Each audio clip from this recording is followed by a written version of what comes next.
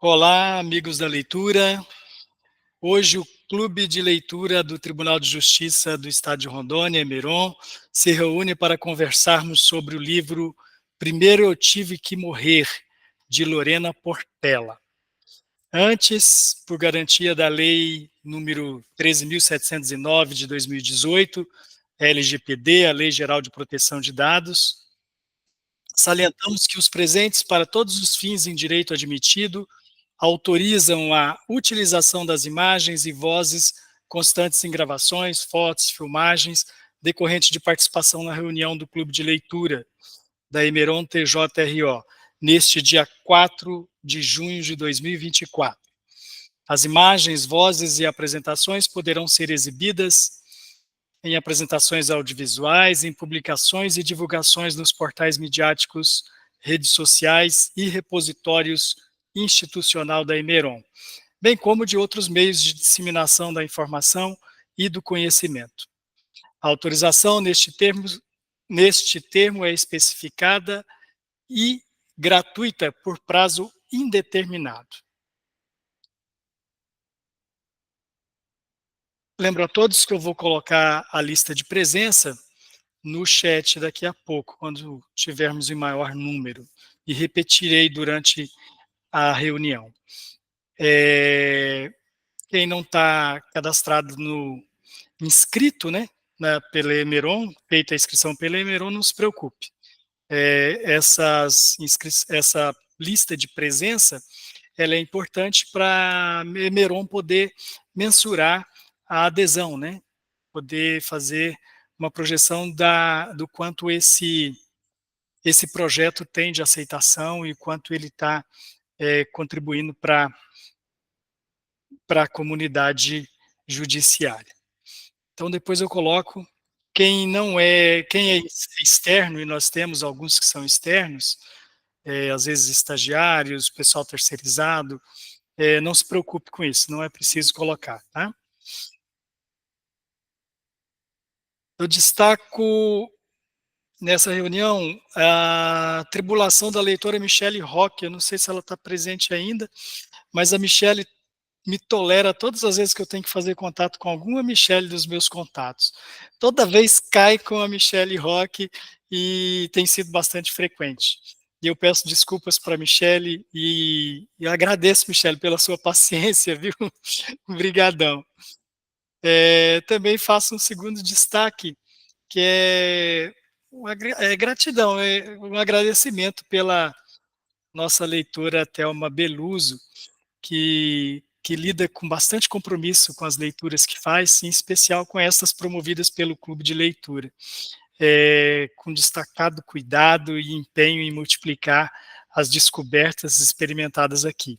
Thelma, um beijão para você, obrigado, viu, pela sua adesão tão comprometida, que você tenha uma boa acolhida aí. Ela não estará presente hoje, que ela está em viagem, que tenha uma boa acolhida aí com as suas manas nas terras das araucárias.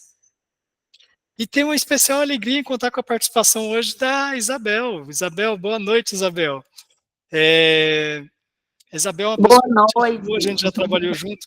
Ela não entende muito de futebol, viu, gente? Porque quando tem oportunidade, ela fala um pouquinho do Flamengo dela, mas é maravilhosa. Uma alegria estar aqui, uma alegria. Fiquei muito feliz. Beijão, Isabel.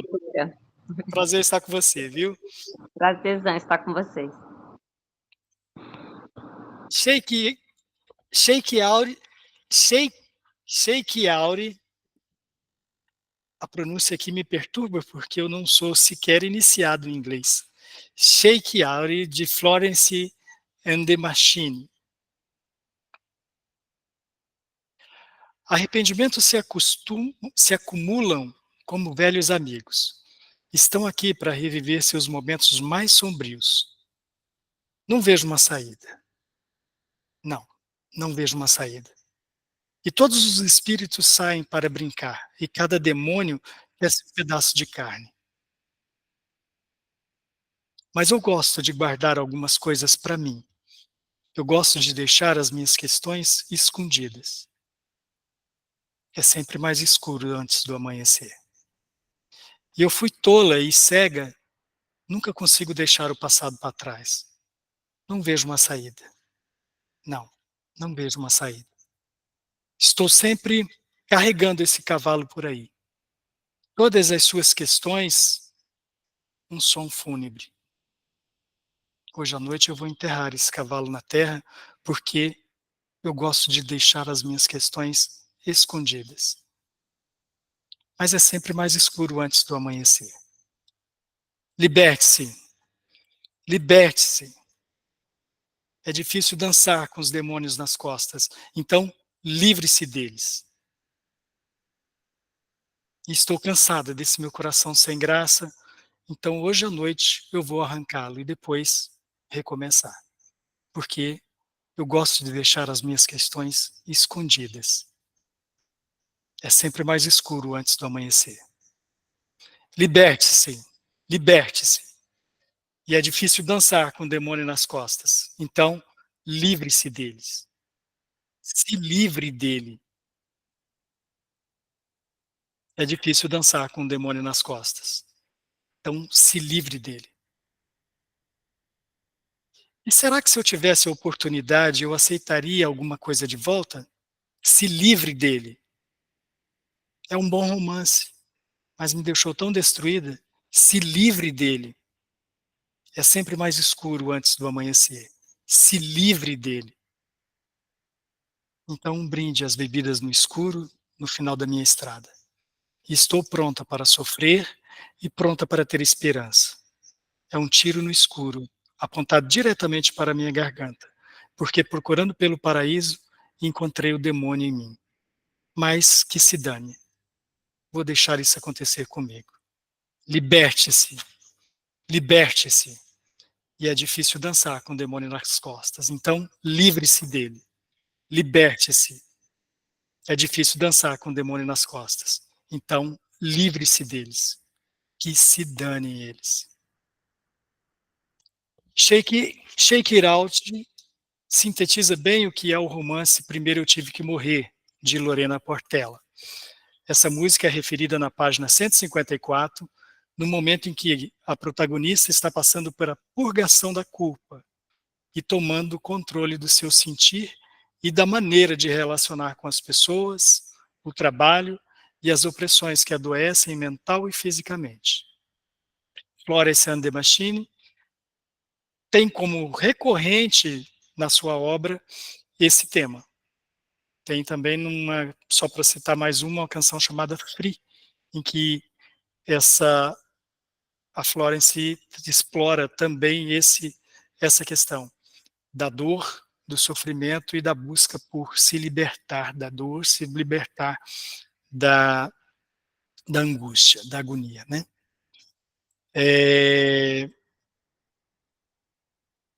Esse livro foi sugerido pela leitora Michele Lohane Coutinho Noronha. Primeiro Eu Tive Que Morrer, de Lorena Portela.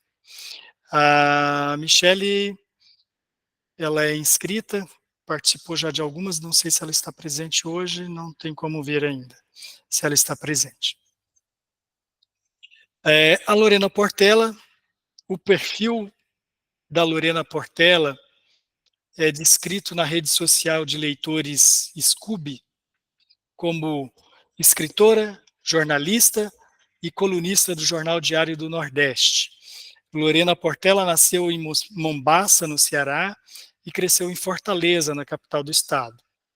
Trabalhou como redatora publicitária até decidir se mudar para Lisboa, onde viveu por 5 anos. Voltou para atuar no jornalismo e se especializou em tendências da comunicação. Em 2019, trocou a capital portuguesa por Londres, onde vive hoje. Em 2020, lançou de forma independente seu primeiro romance, Primeiro Eu Tive Que Morrer, superando a marca dos 10 mil exemplares vendidos. A obra é um inventário sobre a autodescoberta de uma mulher que não se imaginava perdida e questiona o mecanismo de relações abusivas em que o excesso de trabalho, o assédio e o desamor são sinônimos de sucesso. Abre aspas, no caso de Lorena, a escrita também surgiu como expressão dos constantes atravessamentos da vida, desde a infância. É algo que nasce, sobretudo, do incômodo daquilo que a afeta. O texto, assim, pode carregar vigorosas marcas, tanto de um único parágrafo, como em linhas mais extensas, apontou o Diário do Nordeste ao anunciar Lorena Portela como colunista do jornal. A obra é anunciada no site Amazon como uma jovem publicitária é pressionada a fazer uma pausa e se refugiar na vila paradisíaca de Jericoacoara, no Ceará, nordeste do Brasil. Sob o sol, entre mergulhos no mar e os temperos daquela terra, sob a lua, entre o gozo e sombra. Reconecta-se a outras mulheres, apaixona-se e vive um comovente e misterioso renascimento. Um poderoso romance de estreia que, ao revelar a dolorosa mirada dessa jovem no espelho, coloca a todos no reflexo e contesta um mundo no qual o mecanismo de relações abusivas, excesso de trabalho, assédio e desamor é sinônimo de força ou de sucesso. As pessoas podem se inscreverem para falar no chat, levantando a mão, que eu vou controlando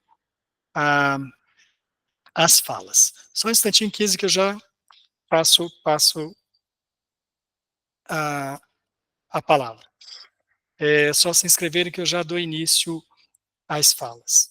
Eu faço ainda um aviso antes de começarmos as falas, porque eu posso esquecer, o tempo também pode nos tomar muito tempo do período que temos, então eu faço 2 avisos antes de começarmos. Na reunião do dia 18, nós teremos o editor e companheiro de Tribunal de Justiça, o Abel Sidney de Souza. Ele é diretor e editor da editora Temática. O Sidney estará conosco na próxima reunião e ele vai falar sobre como editar um livro. Nós teremos a oportunidade de questioná-lo sobre isso e trazer as nossas indagações, para quem nunca publicou, de como nós podemos ter um livro publicado independente, né? Porque a temática, as publicações são independentes, né? Ou seja, você continua com a obra sob sua tutela, né? E nós vamos falar com a Abel, então, no dia 18. Temos um probleminha para trazer o Abel. Para trazer o Abel, ele tem os compromissos, a agenda dele não permite que ele fique até além das 7h30. Então, eu vou começar nesse dia 18, nas 6h30, para que a gente tenha ali pelo menos 1 hora de conversa com o Abel, porque ele, em seguida, ele tem um compromisso e ele não tem como se ausentar. Então, nós adiantaremos meia hora para que a gente possa ter essa conversa com ele. Tá? Isso no dia 18. Flexibilizaremos aí o horário para termos o Abel conosco. Tá? No dia 2/7, nos reuniremos para ler A Biblioteca da Meia-Noite, de Matt Haig, por sugestão do Tarek e da Ingrid, Tarek Kamel e a Ingrid Franca, né? Franca. O livro de hoje é a sugestão da Michele Lohane Coutinho de Noronha, e nós passamos os comentários sobre as nossas leituras sobre Primeiro Eu Tive que Morrer, de Lorena Portela. Kizzy, por favor, pode falar. Boa noite a todos. Boa noite. O meu primeiro comentário desse livro é que eu acho que foi um livro meio injusto com os rapazes, com os homens, porque eu achei um livro muito feminino, de mulheres para mulheres. Acho que a maioria dos homens não foram tocados como as mulheres foram. porque são temas assim muito caros para nós mulheres, que de alguma forma os temas que foram tratados nesse livro, a maioria de nós já passou por algumas dessas situações, né? Eu primeiro ouvi esse livro num aplicativo chamado Audible, da Amazon, mas eu fiquei tão impactada com esse livro que eu depois comprei o e-book, eu falei, não, eu quero ler de novo, quero sublinhar, quero fazer anotações, porque assim foi realmente assim uma surpresa boa. Foi um livro que eu achei que começou assim sem grandes pretensões, um livro curtinho, né? Assim, eu vi que dava umas 4 horas assim o audiobook. Falei que livro curtinho, né? Mas realmente é um livro muito impactante. E eu já achei assim, já me impactou no início, né? No prefácio que fala o seguinte, que é uma frase da Lígia Fagundes Telles, que fala: não cortaremos os pulsos, ao contrário, costuraremos com linha dupla todas as feridas abertas. E também tem uma parte que fala assim: essa é uma história de amor, não um amor romântico, né? Mas um amor de descobertas. Então, assim, eu gostei muito da história, porque é é uma história de amor da protagonista com ela mesma, né? De grandes descobertas. E fala muito das questões femininas, né? Da questão da autoestima. Tem até uma parte assim que ela logo que a Glória chega lá em Jeri, que ela está se sentindo assim muito feliz, e ela vai ver o pôr do sol, tomando caipirinha, e é uma parte assim que ela começa a chorar baixinho e ela simplesmente não se sente merecedora daquilo. Aí ela fala assim que ela não é boa o suficiente para estar feliz, que ela não é bonita o suficiente para estar feliz. E são coisas que, assim, que nós mulheres entendemos um pouco disso, né? Que é um pouco que é a questão da autoestima, né? Que muitas vezes, assim, a mulher, ela, ela se sente não merecedora de algumas coisas, sem saber por quê, né? Então, assim, a essas questões de autoestima, do excesso de trabalho, do assédio.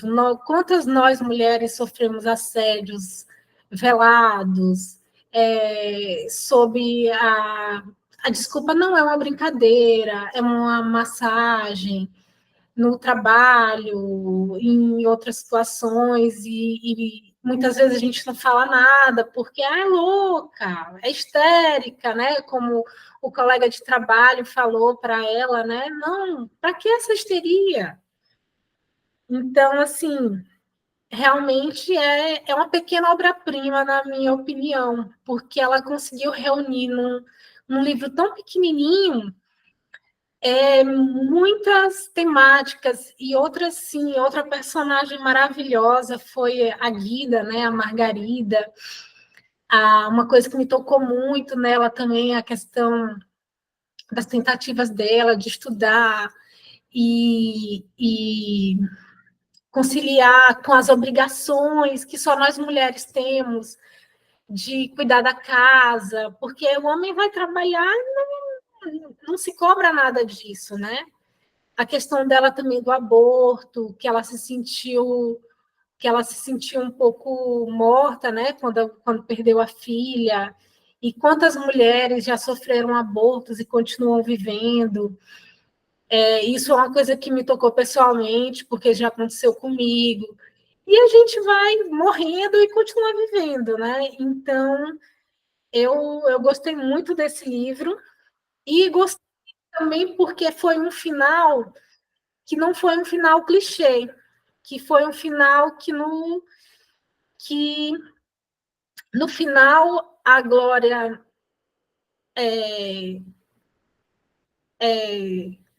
disse para ela que amava ela, mas queria ela inteira. Então, assim, olha, fique inteira, se cuida, e que eu tô aqui, para quando você estiver bem, aí a gente conversa de novo.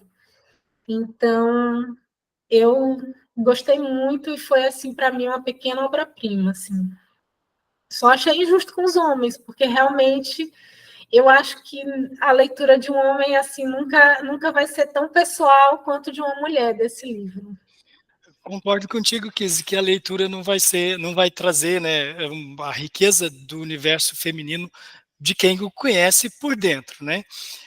Mas não deixa de ser um privilégio para nós conhecermos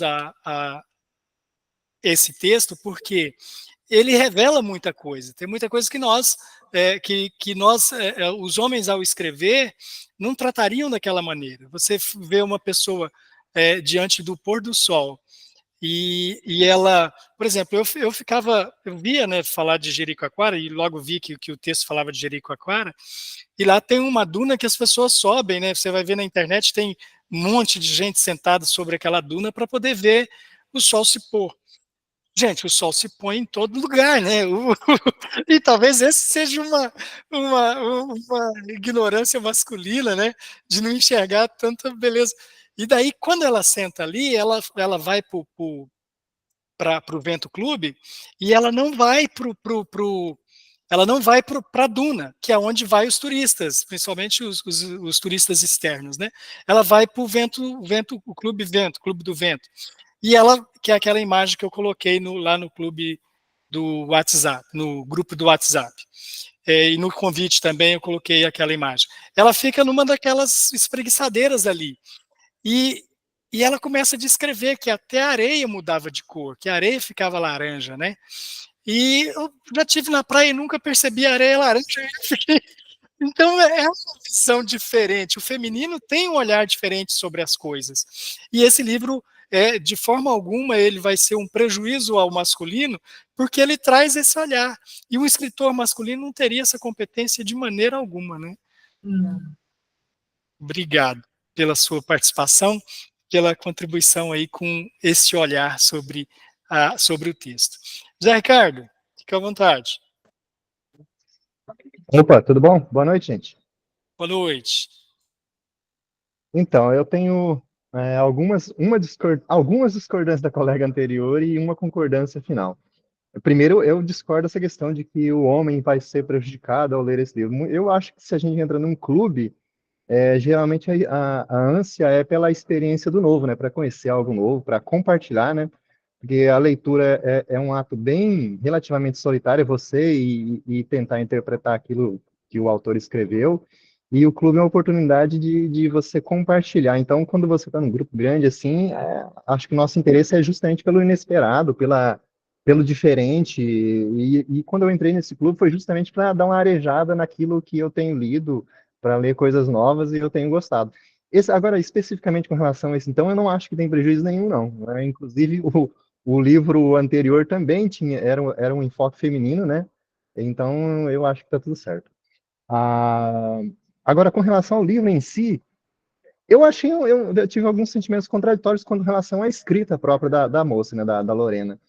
É um livro que eu li os primeiros 5 parágrafos e falei, putz grila, esse livro eu vou adorar, porque ele começa com a força, começa chutando, começa fazendo essa pergunta com relação à morte, a gente já sabe do que ela está falando, da metáfora que ela se refere, que vai ter um renascimento dela, né, que ela vai deixar a vida antiga ou algo do tipo, a gente já fica pensando que vai ter uma reviravolta realmente no meio do livro. E então ele me pegou realmente. As primeiras, eu não vou dizer páginas, porque eu li no Kindle, mas os primeiros 5, 10 parágrafos foram muito fortes. E, obviamente, no decorrer do texto também, por ela tratar dessa questão do assédio, do quase burnout, ou do burnout dela que ela teve. Realmente um livro que toca bastante a gente.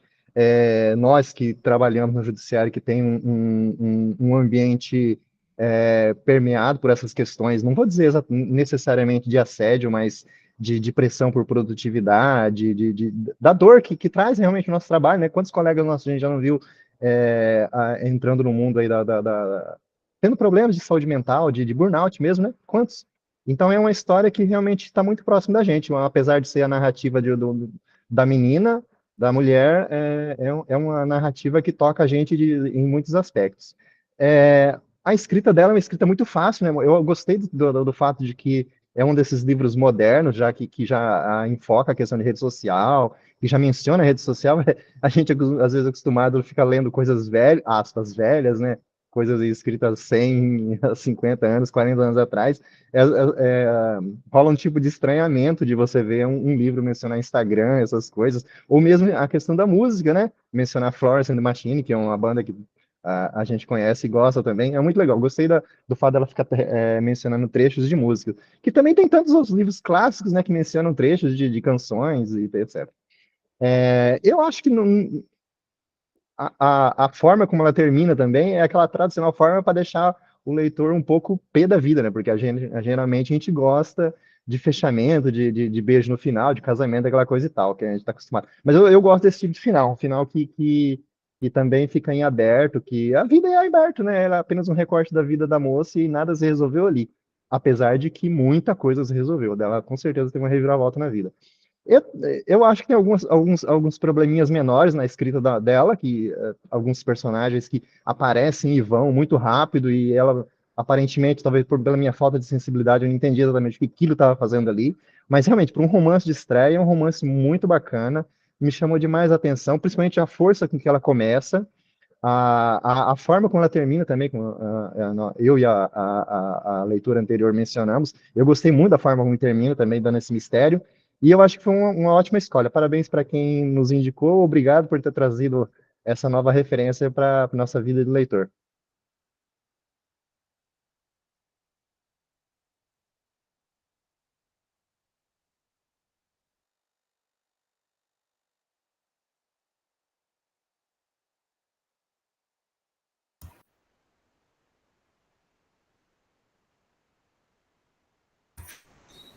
Hernandes, seu microfone Tchau, está tchau. desligado. Obrigado.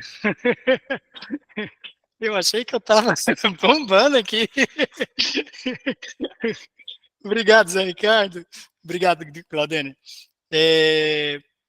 A questão das personagens, né, que entram e saem da história e fica meio...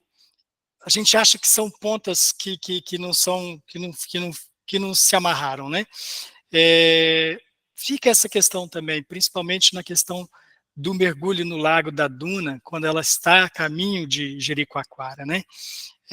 Não só nos personagens, esse evento também nos provoca, assim, vai ter um desenrolar, né, que haverá um desenrolar para que a gente entenda melhor o que aconteceu ali no lago, que foi uma coisa bastante estranha, né, que ela mergulha, ela sente, ela tem um sentir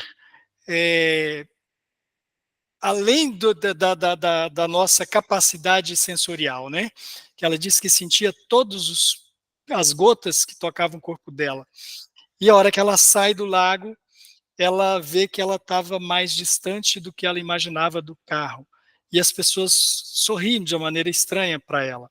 Então, ali aconteceu alguma coisa muito estranha, e a gente fica procurando ao longo da leitura entender se, esperando, na expectativa de que essa coisa terá um desfecho.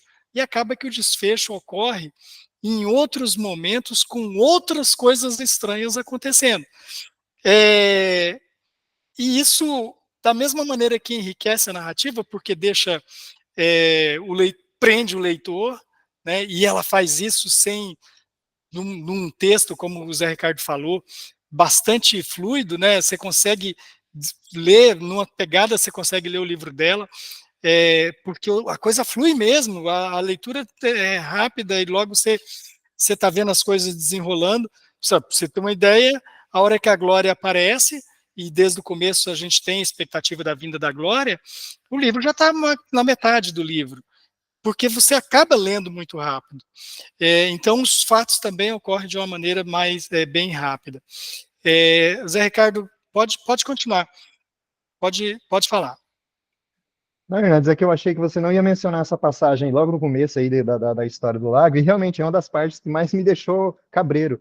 Mas é óbvio que aquele fica parecendo que é uma metáfora de ela entrar na água e sair outra pessoa, aquela coisa, né? Mas eu achei que ia ter um quê a mais essa parte, mas acho que ela usou só como essa metáfora mesmo de um tipo de batismo, de renascimento, algo assim, né? Uma experiência daquelas que a gente tem, que não tem muita explicação, de ouvir a música, arrepiar, aquela coisa, né? Que é uma coisa que geralmente é muito difícil traduzir em palavras. Eu acho que ela ficou mais nessa metáfora mesmo. E também a história da menina que ela conhece lá na vila, e essa menina misteriosa, a gente fica A imaginando que ela Amália, vai ter né? uma participação maior, né? A Amália, e acaba ela, do mesmo modo como ela vem, ela vai, também é uma metáfora sobre idas e vindas e coisas que acontecem muito sem explicação. Só era isso mesmo. Eu vejo que nós estamos no mesmo caminho da leitura, Zé Ricardo, porque aquele banho, todo aquele estranhamento e aquele banho, realmente é o momento em que ele dá sentido ao título do livro. Só que você não vai ver isso na hora do banho, você não vai ver isso na hora do mergulho, você vai ver isso depois, quando há o delírio dela lá na casa da Guida, né? Eu acho que tem duas coisas que são algumas coisas, né? Tem várias coisas a serem. Ela tem algumas referências nesse texto dela que são bastante interessantes. Eu vou entrar nisso daqui a pouquinho, eu vou ouvir o Zé Ricardo de novo. Pode falar, Zé. Você levantou a mão? Ô, Hernandes, eu acho que eu apertei o botão de levantar a mão quando eu queria o de desativar o microfone, me perdoe. Porque se tiver que concluir raciocínio, pode ficar à vontade, tá? Não, E se não, tá quiser iniciar tranquilo. outro também, pode fazê-lo. Tá? Não, vou ouvir os É, colegas agora. eu vou. A Ana Lúcia levantou a mão ali. Pode falar, Ana Lúcia. Você está com o microfone desabilitado. Agora é você, viu? Vingança. Tem que treinar a leitura labial. Eu vou falar sobre a Amália. Eu achei, assim, um personagem interessantíssimo. Por Porque, favor. assim, eu não sei se vocês chamam de metáfora, não sei que nome vocês dão isso ainda. Mas, assim, eu lembro uma outra vez de um outro livro aí que a menina falou assim que a morte ali seria uma personagem. Não sei se vocês lembram disso. Aí, da Amália, eu pensei assim, essa personagem aí, eu acho que somos todos nós, né? Porque, assim, a gente tem essa mania, assim, de xeretar na vida dos outros, né? Dar uma passadinha ali, dar um conselhinho ali, dar uma seduzida e some, né? Isso é peculiar do ser humano. Tem alguns que já são mais avançadinhos, não faz isso não, mas a maioria faz. Então, assim, eu creio que na nossa vida, muitos dias a gente é Amália, né? Porque a gente encontra alguém que não viu há tanto tempo, né? Conversa, assim, sabe? Elogia, nossa, tá linda, e some na vida da pessoa, né? Cria uma expectativa ali e some. Eu pensei assim, que ela estava se referindo a todos nós, né? Quantas outras questões que eu identifiquei, que vocês podem me achar meio doida, mas eu identifiquei assim, como espiritualista. Eu acho que ela é uma pessoa que tem uma conexão muito grande na fala dela com o mundo espiritual. E ela tem essa conexão desde o início, assim. Eu vou falar porque eu leio muito, então eu sou espírita. Então, assim, tem muitas coisas ali que no espiritismo a gente chama de mediunidade. Então, assim, eu me vi muito assim no banho, naquelas questões de aparece, desaparece, sabe? Então é isso. Cada um tem uma opinião, né? E nós queremos ouvi-las, tá? Então, ainda que você fique meio preocupada em expor a opinião, fiquem à vontade, tá, gente? Quanto a essa visão espiritual da Amália, do aparecimento da Amália, as questões espirituais que aparecem no livro, né? Elas surgem em diversos momentos mesmo, tanto que a purificação mesmo dela, né, o renascimento dela, se começa o livro com o batismo, ele termina com as orações que ela repete insistentemente, né, aquele mantra que ela fica buscando para poder se livrar da tormenta, né, que fica atormentando ela. Na psicologia também vai trazer algumas coisas sobre essa presença imaginária aí, né, que, ao que parece, só ela viu, e que pode ter sido uma terceira pessoa, e também pode ter sido ela mesma dentro dos seus delírios, né? Daniele, por favor.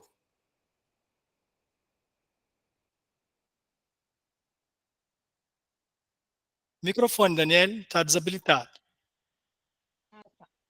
Está me ouvindo agora? Tá. Tá. Então, eu achei muito interessante esse livro, eu gostei muito. A primeira vez que eu vi esse livro foi na Amazon, eu tinha até separado esse livro para eu ler, para eu comprar, e acabou que apareceu aí na lista do livro, né? E aí eu não precisei, né? Comprar. Mas o que me chamou muita atenção nesse livro foi o título. Primeiro eu tive que morrer. Então eu pensei, bom, antes de tudo, né, antes de ter um acontecimento aí, um evento forte na vida dela, primeiro ela teve que morrer. E eu imaginei que esse primeiro tive que morrer fosse uma morte física mesmo, não assim, como se fosse aquela experiência de quase morte que as pessoas têm, né? De ir para o hospital, de ter parada cardíaca. Na minha cabeça eu imaginava que ia ser esse tipo de quase morte, né? Que ela teria passar por um problema assim e depois ia renascer de outra forma, começar. Eu não imaginava que ia ser essa morte assim sentimental, né? Essa morte psicológica. E essa abordagem que ela fez sobre viver no automático, né? Que ela abordou muito no início do livro, logo quando ela começou a contar a história dela, de ela viver no automático, deixar apenas a vida levar e de emagrecer, perder muitos quilos, né, passar noites e até madrugada, né, essa vida desregrada. Achei interessante porque hoje em dia é muito comum a gente encontrar pessoas, né, que vivem assim no automático, trabalha demais, se alimenta mal e vai morrendo aos poucos, né? E ela precisou passar por todo esse processo de realmente chegar aí ao fundo do poço para ter esse renascimento espiritual, psicológico, social, né? Porque ela também não estava conseguindo mais se relacionar com as pessoas, não estava mais tendo vida, né? Social. Então, eu achei muito, muito interessante essa abordagem. Acho que todo mundo, de certa forma, se viu, né, nela como uma pessoa que trabalha muito, que tem que cumprir metas e ela precisou dar uma parada mesmo forçada, né? Para poder haver esse renascimento dela. Então, eu achei muito interessante. Outra coisa também que os outros colegas comentaram, eu achei muito bacana também, foi o término do livro, né, que deixou no ar aquela história do renascimento mesmo, que ela precisou, a Glória falou que amava ela, né, mas abriu mão desse amor imediato, né, porque ela não queria que a protagonista usasse da Glória para curar essas feridas que ela tinha, mas ela queria primeiro, né, que a protagonista se curasse, se encontrasse como pessoa, né, ter o seu amor próprio, a sua valorização, para depois procurar ela. Então, achei muito bacana esse final, que é aquele final de recomeço, né? A gente vê muitos filmes também, a gente vê muito em filme francês. Eu gosto muito de filme francês porque eles têm esse quê de continuidade, deixa no ar e você começa a imaginar coisas. Então, achei muito bacana. Não foi clichê, né? Também achei a leitura muito, muito bacana, muito fácil, muito leve, né? Esse livro eu li também bem rapidinho. E, por último, tem uma passagem muito legal que eu até, deixa eu pegar aqui, que eu anotei do livro, que quando ela conta, né, que a Glória começa a olhar estranho para ela, e ela não sabe o que ela fez, e aí vem a narrativa de que quando ela tinha 16 anos, o namorado dela falou algumas coisas para ela, né, aí ela fala assim, foi com essa sequência de adjetivos que eu descobri, aos 16 anos, que as coisas que eu fazia eram muito graves e decisões como encostar a cabeça... Ai, peraí, que isso aí. Como cortar a cabeça em alguém, tinha um alto potencial de destruir relacionamento. Nunca mais confessei sentir queda por ninguém caso eu estivesse namorando. Mas os caras seguiam deixando muito claro que se o relacionamento não dava certo, a culpa era minha. Não importava o que eles faziam. A causa do fim era eu. E aí eu fiquei pensando muito nisso, que a gente cria essas crenças limitantes. Muitas vezes as crenças limitantes vêm da infância, da juventude, né?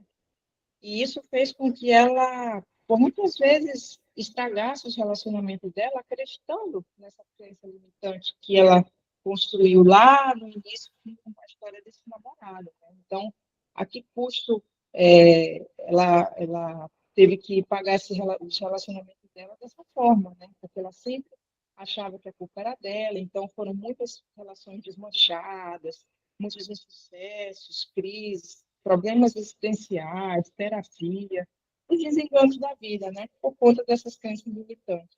E aí ela trouxe todo esse sentimento que ela teve lá com 16 anos, ela trouxe de novo, 15 anos depois, ela falou, né? Uma década e meia depois eu trouxe, e estava sentindo a mesma coisa com a Glória. Então, também, como uma colega falou, né? São questões que eu acho que todo mundo passou, né? Até mesmo homens, né? Não só as mulheres, mas é uma questão de identidade, né? Eu achei tão interessante essa abordagem dela que, vez ou outra, a gente ia se identificando com essas passagens, né? Então, achei muito bacana no geral. Deixa eu ver se eu anotei mais uma coisa aqui. Acho que foi isso. Foi um livro muito bacana. Gostei mesmo. Parabéns aí para quem indicou ele para nós. É só isso. Obrigado, Daniele.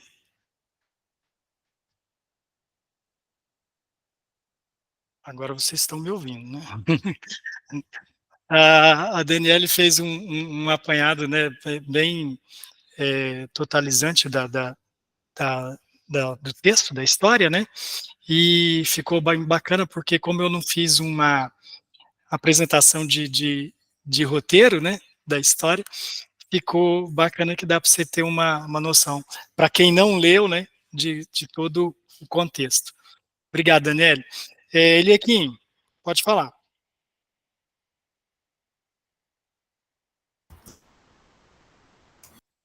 Então, na verdade, eu ia falar sobre a malha, né? Mas você acabou respondendo ali nas Poxa, palavras. mas não Não, tem mas problema assim, ser repetitivo, pode dar a sua opinião. então, a malha, assim, é tipo quando a gente conversa com a gente mesmo, né? Foi o que eu vi, assim, nessas...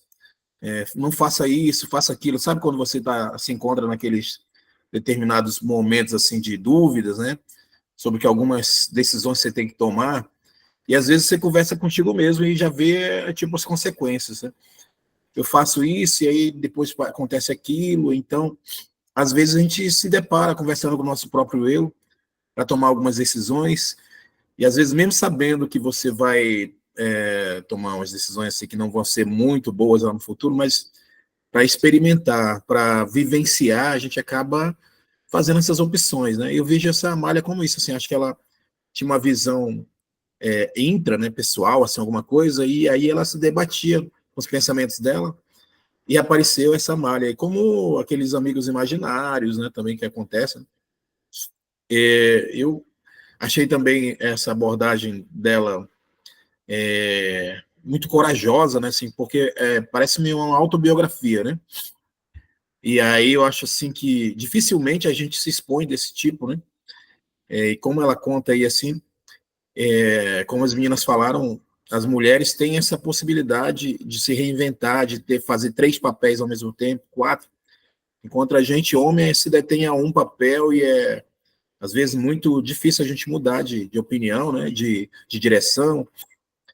Achei incrível mesmo, assim. E também o fato dela comunicar tanta coisa em tão poucos capítulos, assim, tão poucas páginas, achei tremendo, assim, porque eu me lembro que quando eu comecei a me apaixonar por leitura, foi um romance chamado Helena, e lá eu via que tinha um personagem no começo do livro que parecia que não fazia parte de nada, e no final da história ele, nossa, é, é assim o fio, né, o fio condutor de tudo. Então achei muito bacana mesmo, e ali, aliás, também quero até agradecer pela oportunidade de estar junto com vocês, né, que é enriquecedor mesmo ouvi-los, assim, eu estou aqui me deliciando, tá? Muito obrigado, era a minha contribuição.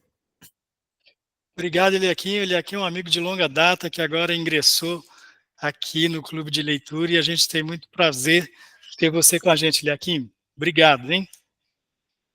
Kizzy, pode falar. Eu ia falar o que ele aqui falou. A minha teoria é que a Malha é a consciência adoecida da protagonista. Tanto que ela é meio sádica. E ninguém viu essa Malha. Ninguém viu, ninguém conversou com ela. E a Amália fala para ela, externa a protagonista, os preconceitos, por exemplo, quando ela fala da pousada, que é a pousada de lésbicas, e ela fala, mas eu não sou lésbica, e não sei o quê. Então, eu acho que é a consciência dela, mas uma consciência adoecida, né? Uma consciência sádica, adoecida, de uma pessoa que não está bem.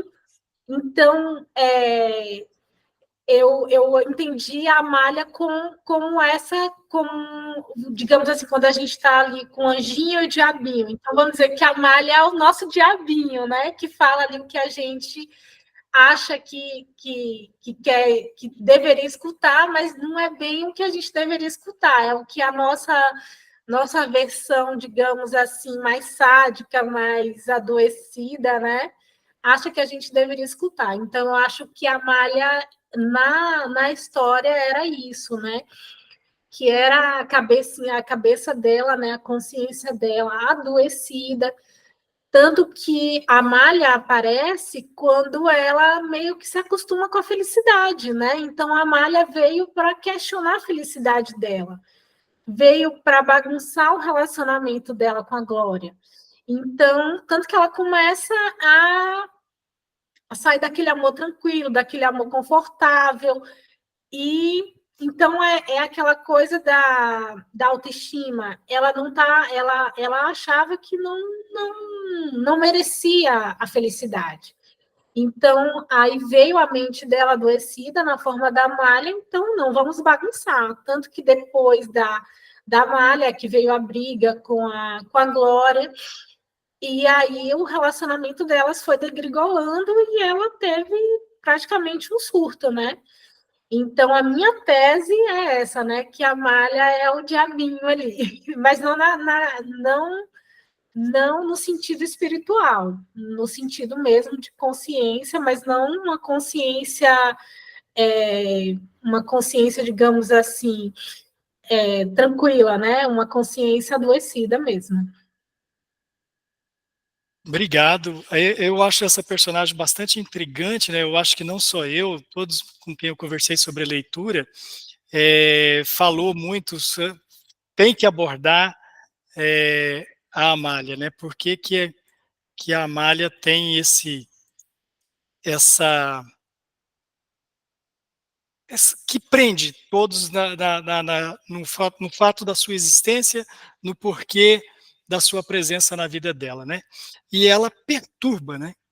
Porque na hora que as coisas estão bem, aparece a Amália para poder... aquele clima, eu até conversava hoje, que o romance tem um desencadear meio de comer, rezar e amar, até que a Amália apareça. No momento que a Amália aparece, esse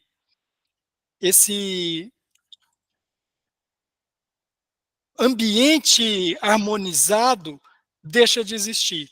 E quando ela aparece, tem um momento logo após ela aparecer que ela usa uma frase, que a protagonista usa uma frase que ela diz assim, que quando as coisas estavam bem, quando ela estava feliz, é porque alguma desgraça ia acontecer. E ela usa esse termo pesado, assim, de que uma desgraça vai acontecer. Então, ela não tinha nenhum conforto com a felicidade, com a alegria, com a harmonia. E a hora que a Amália aparece, daí ela solta essa frase. Eu falo, um negócio que estava bem, porque eu comentava com o Diógenes hoje, no Comer, Rezar e Amar, não tem pessoas ruins, né? Tem pessoas com defeito, mas você não vê pessoas ruins, as coisas acontecem o tempo todo no ambiente de pessoas que a gente convive, que a gente tem na família, então é uma coisa bem mais parecida com o mundo da gente. Não é aquele vilão que sai das profundezas, não. Ali tem essa questão. E a Amália vem e quebra essa harmonia, quebra essa questão de termos essa paz que parecia se desenhar até certa altura do livro, né? Claudênia, pode falar. Boa noite, colegas. Uma pequena contribuição. Eu gostei bastante da leitura, bem instigante já pelo título, né? E logo no começo a gente já imaginava a questão da metáfora, né? De não uma morte física, mas uma morte aí emocional, que na verdade se traduz num renascimento. E daí, nesse aspecto, eu acho que para mim me tocou e toca, como o José Ricardo falou, tanto os homens como as mulheres, no sentido que nós vivenciamos isso, de um jeito ou de outro no nosso dia a dia. Quantas vezes a gente não morre por algumas coisas e precisa achar forças para renascer. E daí eu estava lembrando aqui, concordo com o que os colegas mencionaram sobre a Amália, que para mim também foi uma personagem bem intrigante, assim, que eu fiquei pensando, será que existe? Será que é a consciência? Será que é só uma questão espiritual? Também fiquei com essa pergunta, vamos dizer assim. E daí tem uma parte que eu me recordei, que eu achei bem interessante, um diálogo da protagonista com a Guida, onde elas falam da chuva, que é quando a Guida revela a questão do quartinho lá de plantas, que ela fala da morte do filho e tudo mais. E daí eu fiz uma ligação, então a Guida fala da chuva, que às vezes a chuva é vista sempre como bonança, como fartura, como coisa boa, mas ela também pode ser destruição. E lá no final, daí eu fiz um link, assim, não sei se faz sentido para vocês, mas eu achei muito lindo quando a forma como termina, que fica meio em aberto, né? Que fica em aberto, e que elas terminam cantando uma música do Raul Seixas, que é Eu Perdi o Meu Medo da Chuva. Nossa, eu achei muito lindo, que daí eu fiz um link lá. A chuva, às vezes, teve uma cena lá que a chuva representava uma coisa não muito boa para a Guida e até para a protagonista, mas no final, que para mim já é a questão do renascimento, que ela perde o medo da chuva, porque ela percebe que é tudo uma coisa só, que a chuva voltando para a terra traz coisas do ar, e é um ciclo, né, que é o ciclo da nossa vida, de mortes contínuas e de renascimentos. Essa é a minha contribuição. Mas eu achei o livro muito bacana, a leitura muito boa. Fiquei muito feliz de ter lido esse livro e de participar, né? Ter essas indicações dos colegas. Obrigado, Glaudênia. Uma coisa que é muito presente, né, e é maravilhoso nessa história, é essa questão das músicas, né? As músicas, elas sempre têm elas estão concatenadas com a história, né? Então, a hora que canta Eu Perdi o Meu Medo da Chuva, e elas cantam isso de forma feliz, né, de forma alegre, porque ela já havia passado pelo terror da chuva, né? Da mesma forma, quando canta o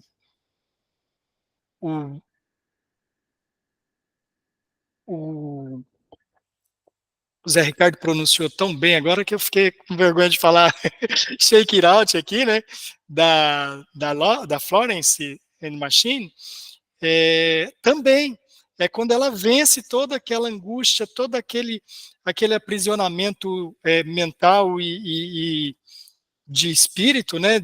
No espírito que eu digo, a questão do ânimo, né? Que ela canta aquela música, daí ela transcreve o trecho da música, né? E a música fala exatamente disso, o dia que ela resolve matar essa perturbação que existe dentro dela. Desde as coisas pequenas, como fala na música, né? Se aquele romance que eu li me faz mal, livra-se dele, né? E é isso que a música vai falando, vai dando exemplos de coisas que você deve se livrar. Daniele, pode falar. Então, só a título de curiosidade, o nosso colega Eliakim aí comentou que achava que era um livro autobiográfico, né? Não é. Eu ouvi uma entrevista dela, ela disse que todos os personagens são fictícios. A única que existe de verdade é a Sabrina, que é uma amiga dela mesmo, argentina, mas que hoje não mora mais não mora lá em Jeri, parece que mora no Uruguai. Ela fala no texto, né, de que elas tinham projeto, as duas, a Sabrina e a Ana, tinham projeto de morar no interior da Argentina, né? Ela fala disso em dado momento. Isso, aí ela falou, eu também achei que por ser assim, tão detalhada os sentimentos, né, as narrativas, eu imaginei que fosse também, mas aí eu ouvi uma pequena entrevista dela num podcast, inclusive tem no Spotify, se eu não me engano, o nome é Primeiro Eu Tive Que Renascer, né, quem tiver interesse em ouvir um pouquinho, e aí ela fala isso, que de personagem mesmo, que existe mesmo, só a Sabrina, que é real, né? E eu ia comentar também uma outra coisinha, acrescentar, eu me esqueci. Esqueci, só isso mesmo. Eu vou chamar o Zé Ricardo e eu chamo você de volta para você concluir. Tá bom? Eu vou ver se eu me lembro. Zé Ricardo, pode falar. Pessoal, só como a Amália deu o que falar, né? E eu acho que ela colocou essa personagem assim de uma forma de tão intrigante que a gente não consegue deixar de falar alguma coisinha sobre a tal da Amália. É um romance que trata de questões de saúde mental, questões que estão assim um pouco em voga. Eu não sei se ela queria fazer alguma referência, mas me parece que pelo modo um pouco abusivo do comportamento da Amália, sendo ela consciência, uma pessoa real, um romance, coisa e tal, mas me parece que daria para ela gerar algum tipo de discussão sobre o fenômeno do ghosting, né? Que é quando a pessoa intromete na vida de alguém, assume uma certa importância e depois desaparece sem dar sinal, assim, deixa a outra pessoa, como diz o outro, como a gente falava antigamente, meio no vácuo, sem saber o que está acontecendo. Tenho a impressão que talvez ela poderia chamar um pouco para essa discussão, a gente poderia ter esse tipo de interpretação da participação da Amália, já que ela aborda essas questões de saúde mental aí relativamente modernas e coisas que faz parte da nossa modernidade. É só isso. Zé Ricardo, eu concordo com você nessa questão e faço também um outro link cinematográfico, que é com o Clube da Luta. No Clube da Luta, aquele personagem do Brad Pitt, né? Não lembro o nome dos personagens, tanto no livro, o filme ficou muito fiel ao livro. Bom, os dois são muito bons. No Clube da Luta acontece a mesma coisa, né? Porque a gente não pode olhar para a personagem principal, para a protagonista, imaginando só que ela é vítima de uma pessoa que está conspirando contra ela, porque a namorada dela apareceu com o corpo todo arranhado, né? Então, houve, de fato, e a namorada diz, você me arranhou toda e você não faça mais isso. Então, aquela postura dela ali põe por terra a ideia de qualquer conspiração. Não, havia um problema psicológico mesmo, que estava ganhando proporções ali daquela questão fantasiosa, né, da fantasia que começa a produzir outras personagens na cabeça da pessoa adoecida, né? Tem mais alguém para se inscrever? Daniele, você vai concluir? Eu tenho nós falamos agora há pouco sobre a questão quem quiser ainda falar, pode se inscrever, tá? Não estamos encerrando ainda não. Porque às vezes pode achar que eu falei para a Daniele concluir e pela palavra concluir entender que eu estou fazendo encerramento, mas não é não. Ainda temos bastante tempo ainda. A questão do título que foi levantada aqui, né? Do título, primeiro eu tive que morrer. E como acho que foi o Zé Ricardo que falou, a Glaudênia também falou do título, e a Ana também falou. No título, eu já passo para você, Jorge, deixa eu só concluir esse raciocínio.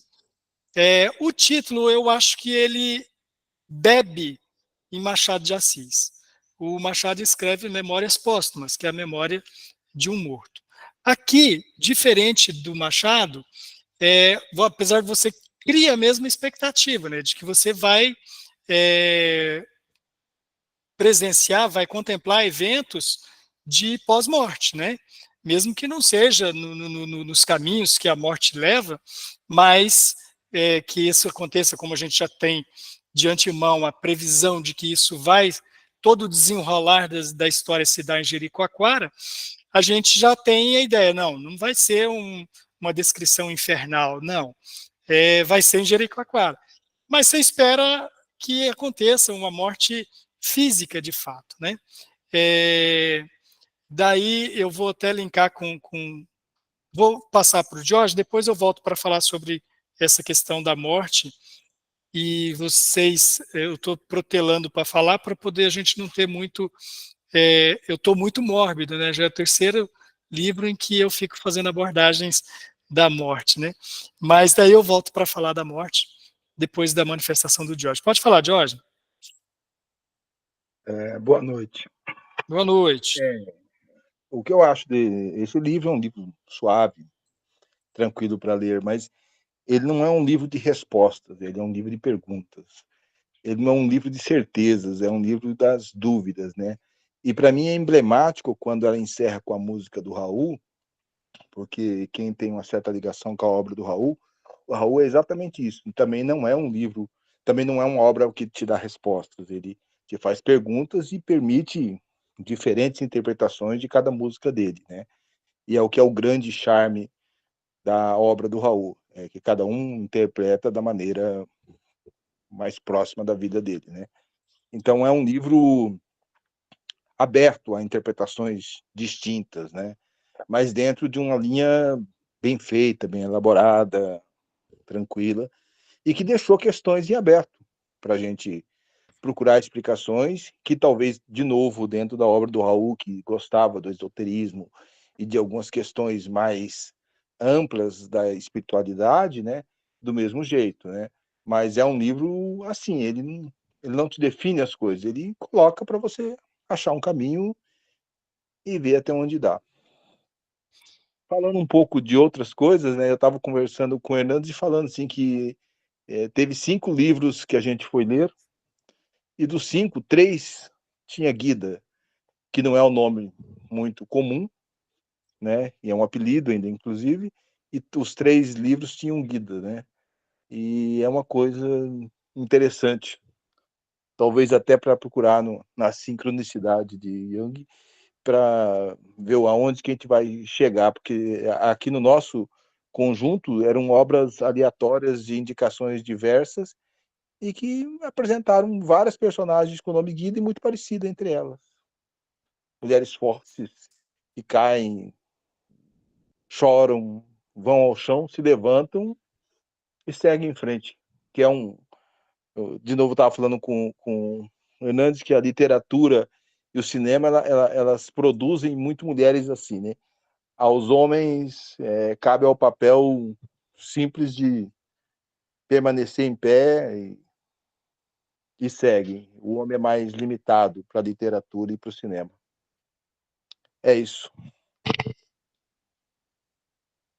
Bacana a visão aí, Diógenes. É curioso, porque nós tivemos tantas sugestões, a forma de escolha foi também obedecendo um critério estabelecido antes, bem antes das sugestões, e eu não conhecia essas guidas, acabou que elas todas estiveram presentes. E o mais curioso também é que nós escolhemos muito livros com a temática feminina, né?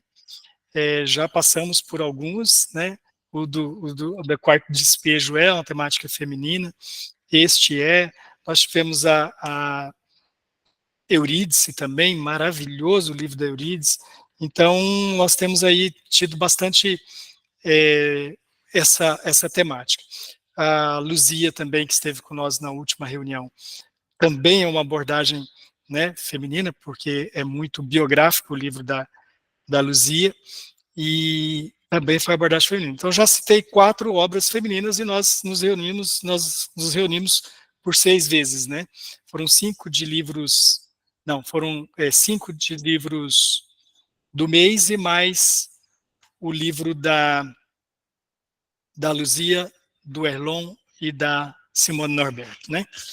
Então já tem aí uma coletânea bem legal aí de livros que a gente já se debruçou sobre eles.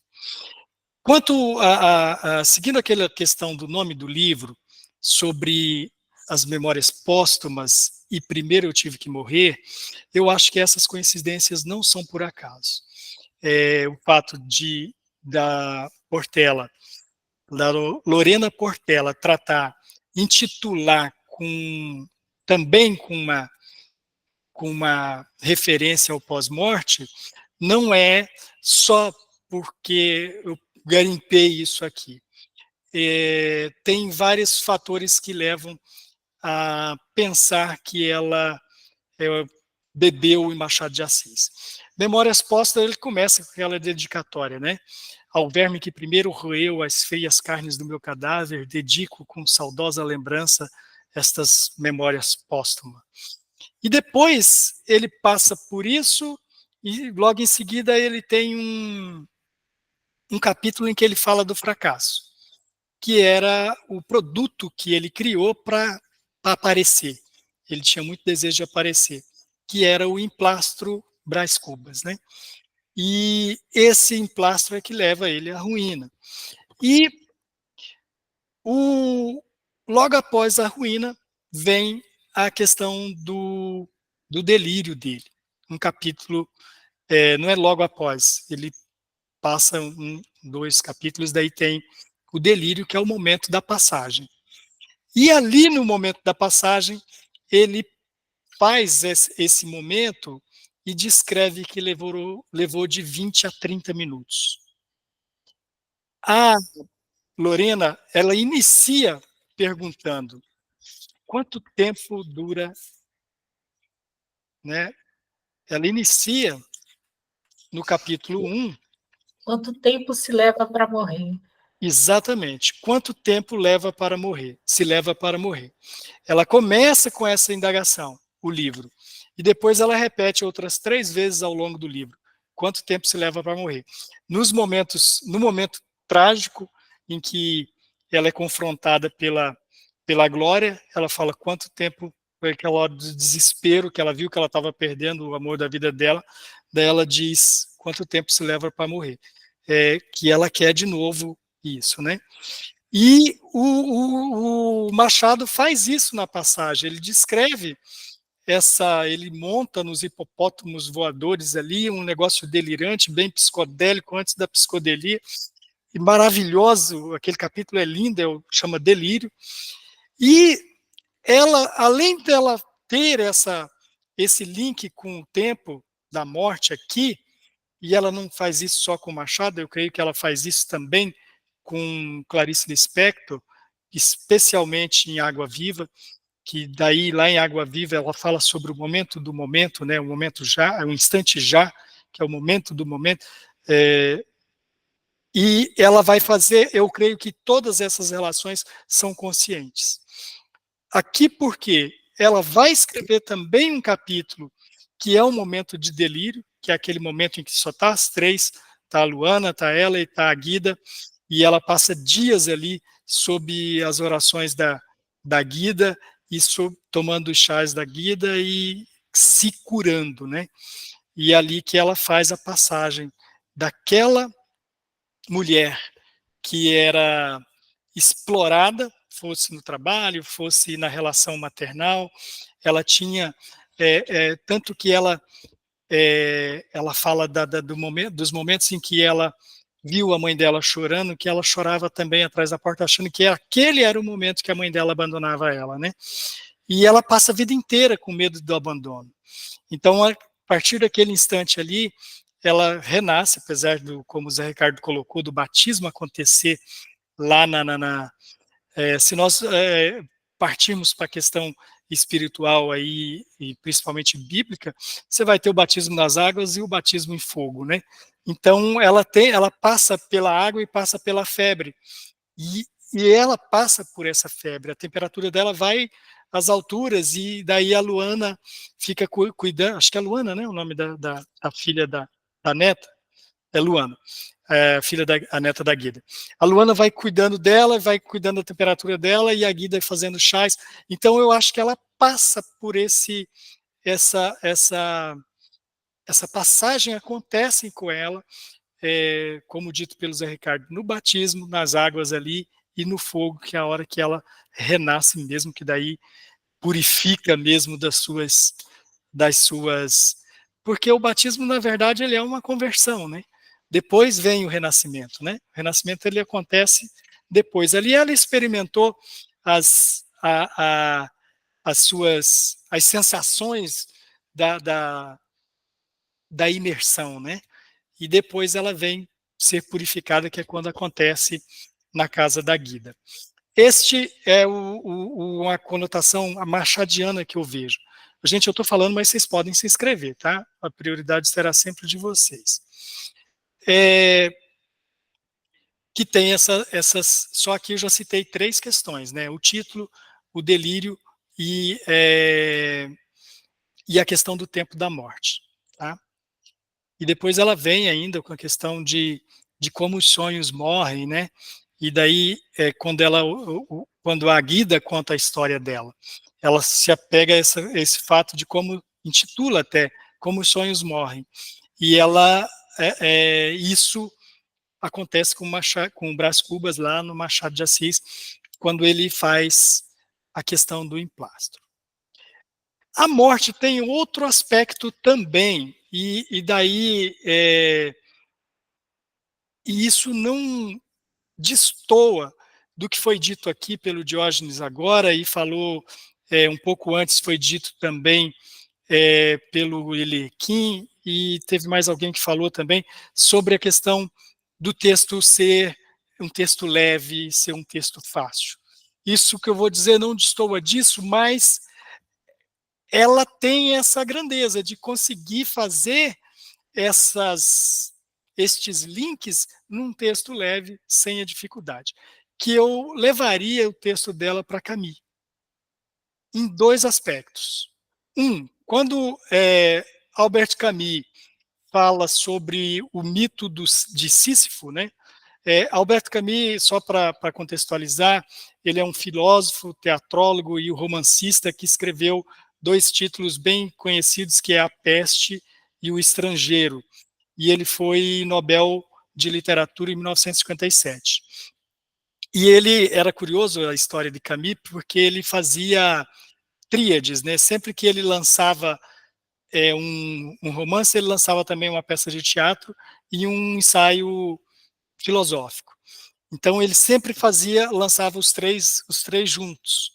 No mesmo ano, ele fazia os 3 lançamentos. E ele lança, daí a questão cronológica eu não vou obedecer agora, é só mesmo para poder contextualizar. Ele tem um livro intitulado O Mito de Sísifo, que é aquele personagem grego, aquele deus grego que ele é condenado a ficar rolando uma pedra para o alto de uma montanha. Então ele rola a pedra, chega lá em cima, a pedra é devolvida e ele rola eternamente, rolando aquela pedra montanha acima. Eu diria que ela faz isso aqui quando ela descreve a sua relação com o trabalho. Antes dela ir para Jericoacoara, ela rolava uma pedra montanha acima todos os dias. E ela deixa isso muito claro. E levava essa pedra, e a pedra no outro dia estava lá embaixo de novo para ela rolar, e ela chegava em cima nas madrugadas e não voltava cedo do mesmo jeito para rolar essa pedra de novo. E os deuses fazendo os seus, como é que fala? As suas festas, seus fugiu a palavra agora. Mas, oi?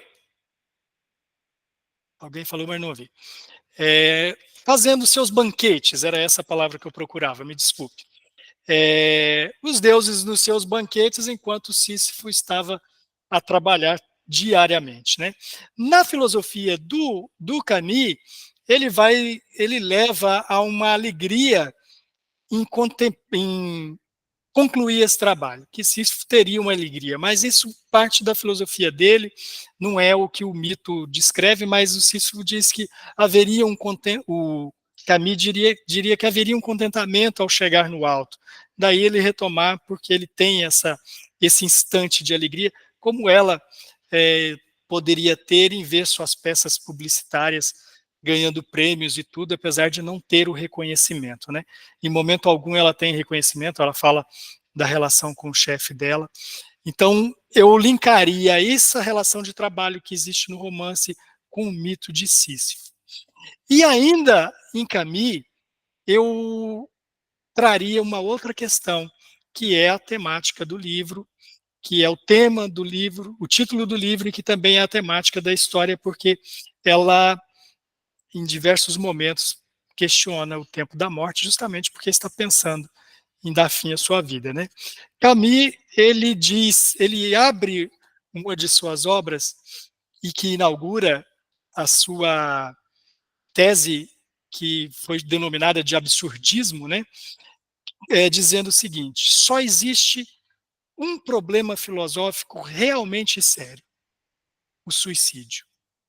Julgar se a vida vale ou não a pena ser vivida é responder à pergunta fundamental da filosofia. O resto, se o mundo tem 3 dimensões, se o espírito tem 9 ou 12 categorias, vem depois. Trata-se de jogos. É preciso primeiro responder. E se é verdade, como quer Nietzsche, que um filósofo, para ser estimulado, deve pregar com seu exemplo, percebe-se a importância dessa resposta, porque ela vai anteceder o gesto definitivo. São evidências sensíveis ao coração, mas é preciso ir mais fundo, até torná-las claras para o espírito. Camus diz o seguinte, que o suicídio físico, você escolhe soluções definitivas para problemas temporários, para problemas que são de momentâneos. E você escolhe uma solução que é definitiva. Ele fala, isso é trágico. Mas a filosofia dele, principalmente a parte final da filosofia dele, que ela está mais madura e que trata dessa parte do absurdismo, é que ele propõe o que é absurdo realmente por que viver? E nós, ao tomarmos como resposta um caminho fácil, segundo Camus, por exemplo, a fé, dizer, eu não encontro resposta para isso, eu atribuo a Deus. Uma série de coisas que você acaba assumindo para a sua vida para que você não busque as respostas. Este seria o suicídio filosófico. E ele falou, e esse é pior do que o suicídio físico. Porque no suicídio físico, porque nesse você continua vivo, você continua convivendo com pessoas, influenciando pessoas. Mas o que disso importa para o texto dela? Porque o texto dela tem a temática da morte. Ali que está ela já se encontrava no momento do absurdo, de achar que a vida não valia a pena ser vivida, certo? E daí isso a hora que você passa a refletir sobre não haver mais motivos para continuar com a vida física, você cai no absurdo de não encontrar motivo para viver. E daí ele fala, e você tem que a sua... E o livro aqui traz exatamente essa questão. Se ela não encontrava, por mais produtiva, por mais resultado que ela encontrasse no que ela estava fazendo, ela não encontrava, porque ela disse que podia comprar um apartamento, podia viajar o mundo com o que ela tinha ganhado na publicidade. Mas se mesmo essas coisas não traria um refrigério um contentamento para ela, daí ela pensava o viver é absurdo. E o viver, ele sempre será absurdo quando você não tem. Para o religioso, ele não é absurdo, porque ele tem esperanças, né? Para quem não tem nenhuma religiosidade, não tem nenhuma fé, daí sim, porque você não tem por que passar por tudo isso se você não tem nenhum caminho a seguir depois. No caso dela, ela já se encontrava nesse limiar. E ela faz esse ressuscitar a partir dessa febre, desse batismo no fogo e o batismo na água ali. Ela encontra motivos para viver, e a vida dela não estava naquilo que ela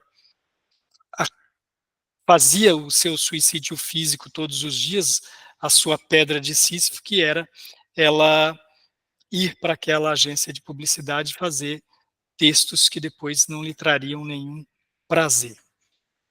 E Camus diz o seguinte, que você tem que sentir o máximo da vida, que você tem que sentir o máximo da sua revolta, que você tem que sentir o máximo da sua liberdade. Isso é viver o máximo possível. Então, ela faz isso, ela explora esse sentir lá em Jericoacoara. Então, ali ela resolve o seu problema de viver, e ela primeiro daí teve que morrer com aquela primeira personagem para nascer essa nova personagem.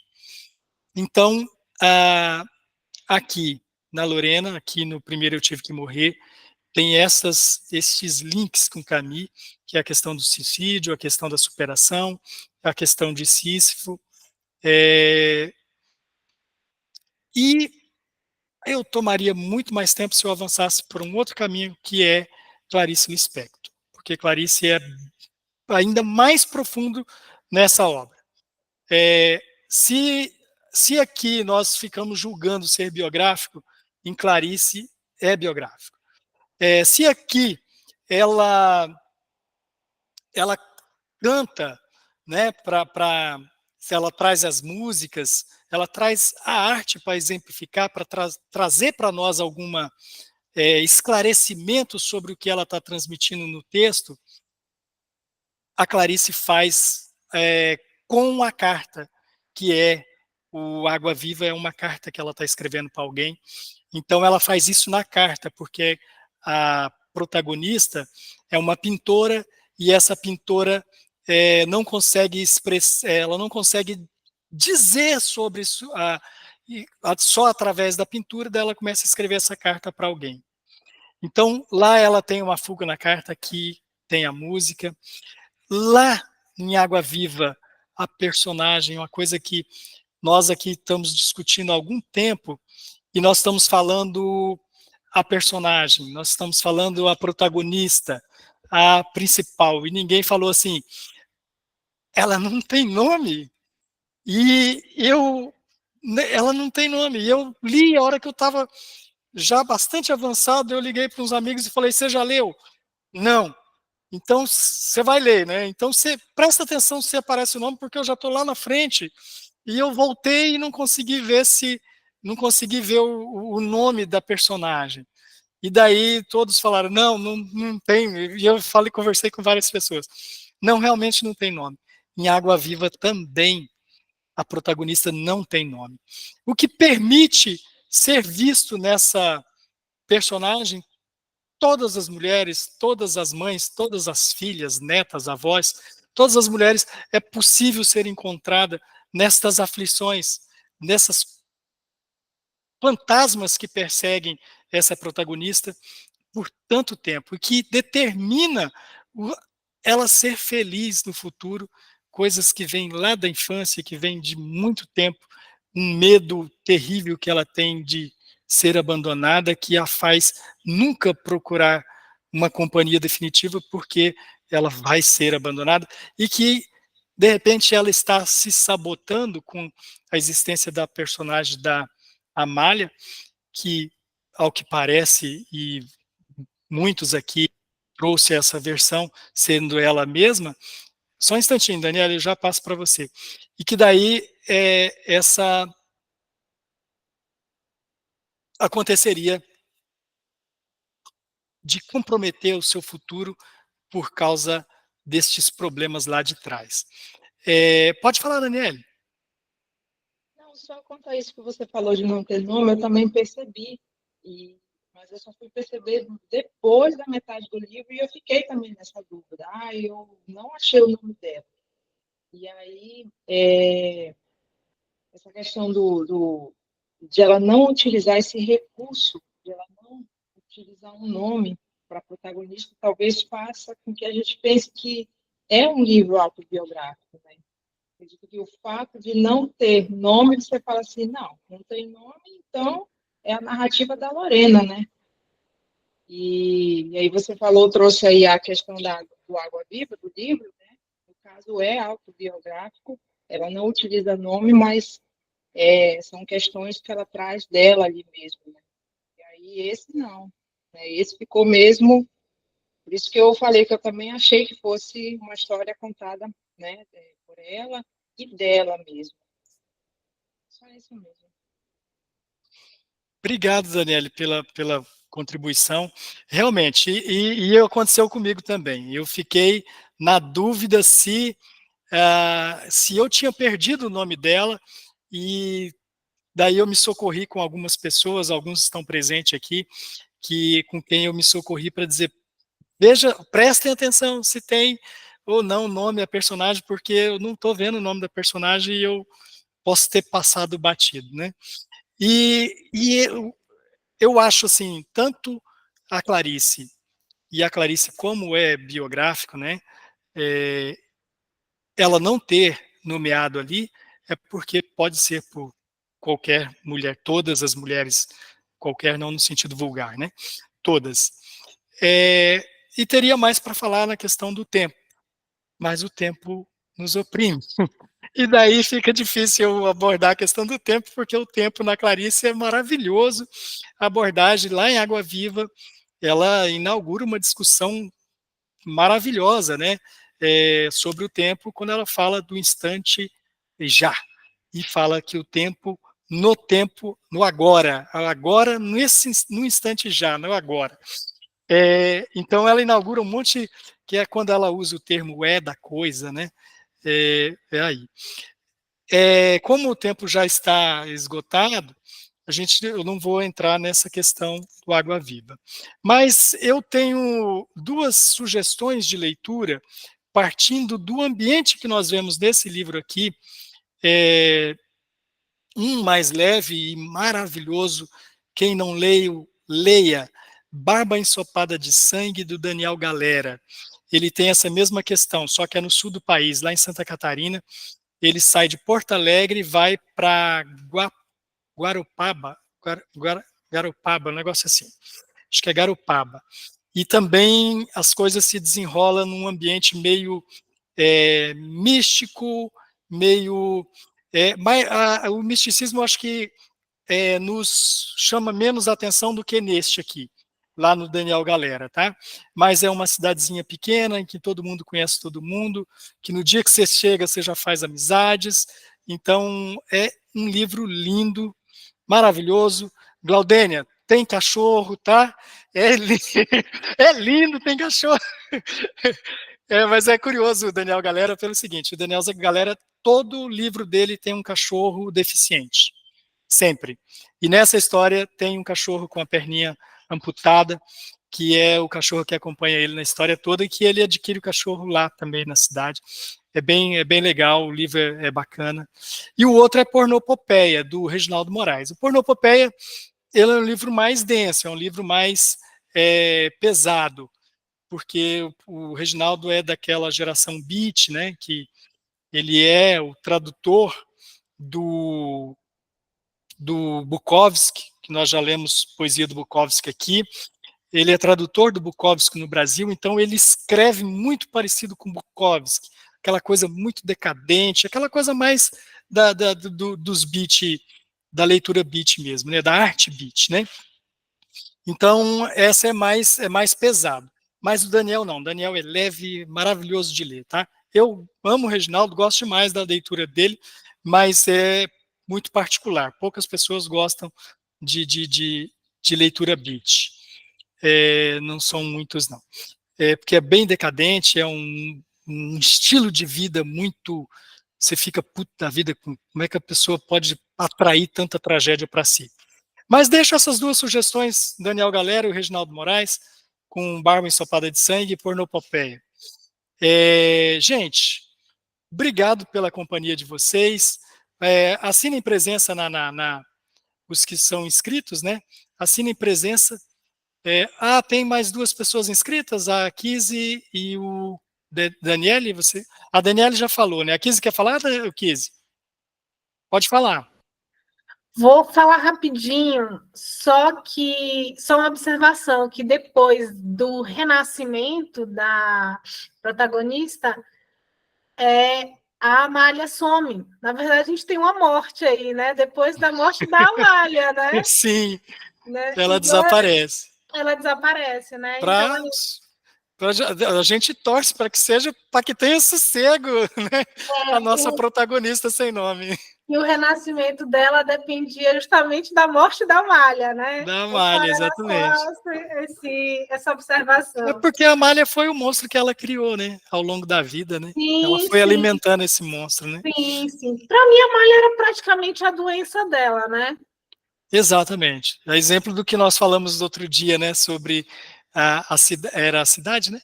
Não era da morte, né? A morte ser um personagem. Ser um personagem, eu acho que era praticamente a doença dela. Então, quando ela some, quando ela morre, eu acho que depois da morte da Amália... Gente, por favor, pode concluir, Kiz, eu me interrompi. Desculpa. Não, era só isso mesmo. E uma coisa que eu gostaria de lembrar, essa capa é linda, ó. Elas têm, não sei quem leu pelo PDF, de repente não tem capa, é porque reproduz tanto as mulheres do livro quanto as dunas, né, de Jericoacoara. Então ficou muito bacana. Então tem mulheres de várias cores, ó, ficou bem legal. Eu achei que retrata bem o cenário, e tanto do universo feminino quanto do geográfico, né? Obrigado, uma boa noite a todos, boas leituras, um abraço. Tchau, obrigado. Tchau, pessoal. Tchau, boa noite.